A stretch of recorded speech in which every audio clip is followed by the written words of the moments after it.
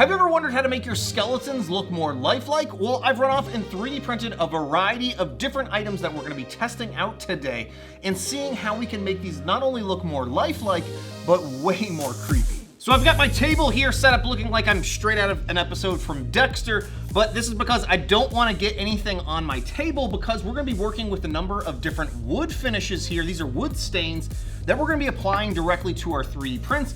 I've never done this before, so I'm not sure how this is going to turn out.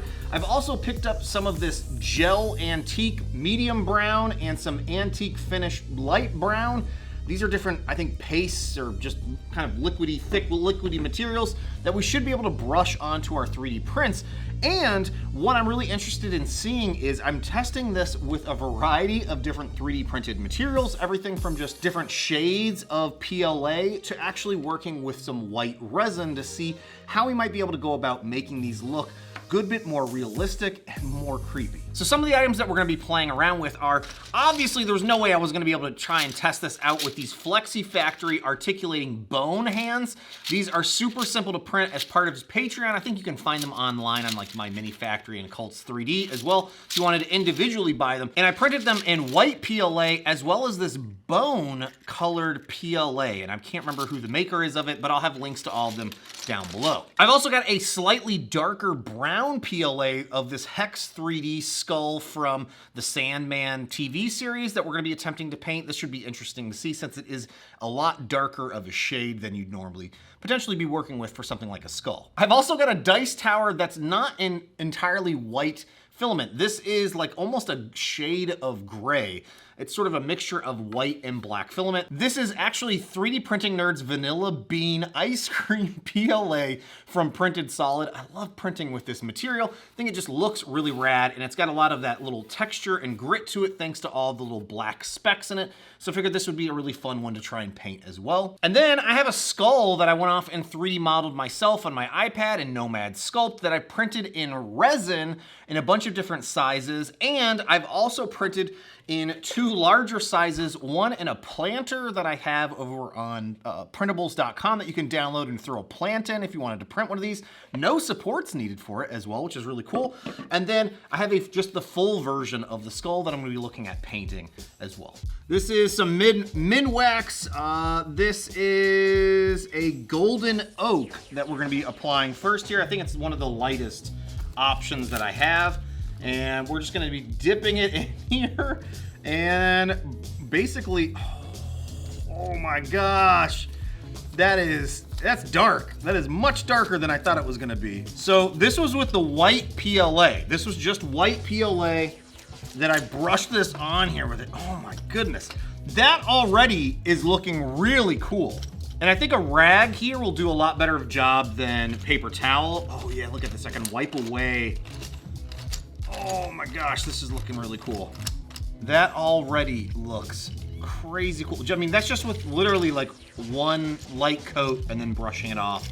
With white PLA, already looks like it's transformed a good bit. All right, so let's try out the dark walnut and holy cow, is that dark.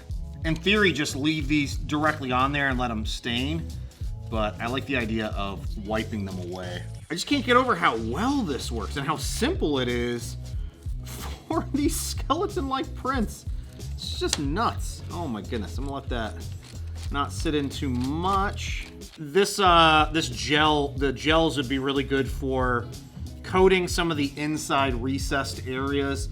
Like if you have an eye on an eye socket on a bigger skull, that would be a really good option to get in there to really help make that a good bit darker than the rest of the skull. All right, now this one should be fun. I'm gonna be trying to use some of the washes here, just a combination of basically everything on this larger piece.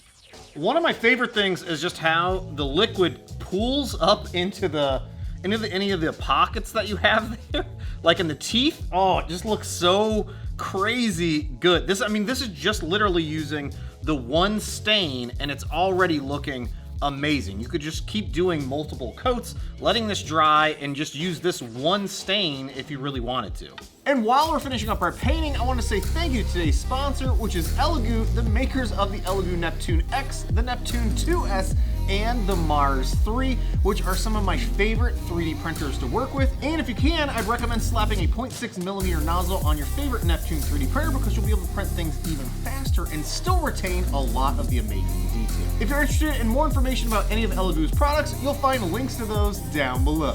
And here are results of painting these bones to make them look more lifelike and a lot more creepy. And I'm happy to say this was such an easy, straightforward project that you can run out and definitely try and achieve. And with just a little bit of effort, you can really get some amazing results on your bone looking 3D prints. Now, I did let these prints sit overnight for about 12 hours before applying a second coating where I was able to get things even darker and crispier looking with some of the details with these paints. Another thing I tried that I think turned out really well is by just applying a little bit of the darker paint to the tip of one of the brushes and then very quickly smacking it onto some of the prints in random areas to add a little bit of extra texture and detail to the bone-like material. This Hex 3D skull turned out okay. It's probably my least favorite out of all of the ones with the different finishes. It still looks pretty good, but because it was started off with that darker brown PLA, it was a little bit harder to get some of the details out.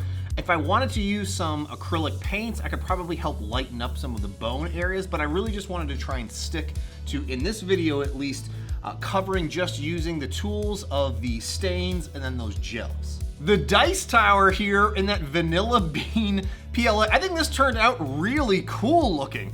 It definitely helped going back over it with a second coating there to help darken up some of the spots. And again, I think some of that texturized look of the PLA with those little dark spots, again, helped add a little bit of texture to the overall look and feel of this print. Definitely wear gloves when you're doing this and make sure you're wearing some sort of older clothes because it can definitely get very messy very quickly here. The bone hands here from Flexi Factory, still not 100% dry after letting these sit for, I think, another 12 hours after I did the second coating there. And I definitely am loving how this turned out. The white one here looks good. It's not my favorite, again, out of all the other ones. The bone colored PLA though, so creepy, especially when going back through and putting some of the darker gels and paints directly into the crevices there. I also liked going along the very tip of the bone where it looks like it might have snapped off and darken that up. Maybe it looks like it's just really been worn through a bit. These white resin skulls just might be my favorite out of all the ones that I've done here. The wood stain, I think, really applied nicely to these, especially going back through and trying to darken up the eye sockets and just really adding a little bit of depth to these. Even though these are so small, this is a great way, I think, to make your little skull dioramas pop and just really look really worn and gruesome looking. They are fantastic. And finally, we have the big, huge skull that was printed in that bone-like PLA. I didn't end up painting the actual plant holder. I might end up going back and doing that, but I kind of wanted to be able to just show directly side by side without any painting. And then with the wood stain and those gels applied, this looks so good. And again, going back over, I highly recommend going back over it after letting it dry for about, I don't know, 12 hours, 24 hours, so that it will help further darken up some of the areas of the print. Just the details on this, even though it's so large, I think turned out really good. I'm just so happy with the result. And again, super simple. This is just really straightforward and simple. I don't really think you can even mess this up. You just kind of go around, and I had no idea what I was doing, and I think these turned out fantastic. And if you're gonna attempt this for yourself and can only pick up one of the paint options here, I would highly recommend the Golden Oak Wood Stain. This was perfect, just basically across all of these. It was the best looking consistency of a stain to apply to basically any of my prints, especially the bone-like PLA that I ended up using on a number of these files. These gels were also great to use into the darker areas of your prints that you wanted to just help, again, further accentuate and bring out some of the details.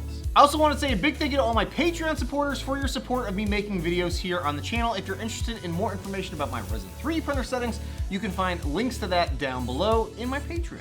And let me know down below if you have any tips on how to make your skeleton-like 3D prints look more lifelike. I am just loving the results and how simple this was. Again, this is one of these that if you print anything that's bone related, I would highly recommend trying this out for yourself. Hey, thanks again for watching, y'all, and I'll see you next time.